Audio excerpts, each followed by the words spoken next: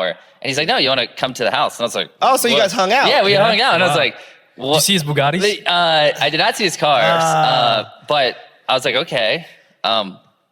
All right. I want to hang out. So did you guys go to dinner? No, we just went to his house and we just chatted and talked, and then eventually we filmed the video he posted on his channel, which was just chatting. And he was just like super hospitable, and I was just like, what is going on? I was like, bro, like it's a very surreal moment. Yeah, exactly. I was like, you don't have to do this. Like, no pressure. And then his kids were big fans. I said hi to them.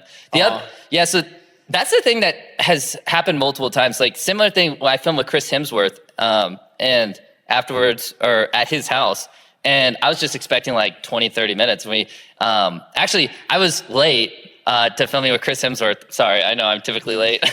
But I was like worried because my friends arrived early, and I was like, oh, he's probably like annoyed. It was just my friends and like, you know, egoing them or whatever. And I was just super nervous. So I called them and I was going to say like, hey, don't be annoying. Like, maybe just sit in the car outside.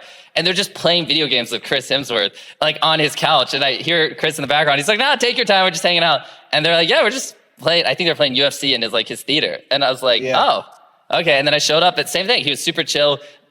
We hung out for like an hour before we filmed. And then afterwards, we just hung out, played video games. And so that's like a reoccurring theme, is I'm always like expecting them to be like, here's 10 minutes, put a camera in my face and kick me out. But they're always like super nice. Would you be crazy if I would have said the same? I expected the same thing when we did our first video together. Yeah. I thought it was going to be a quick like, oh, you're just going to come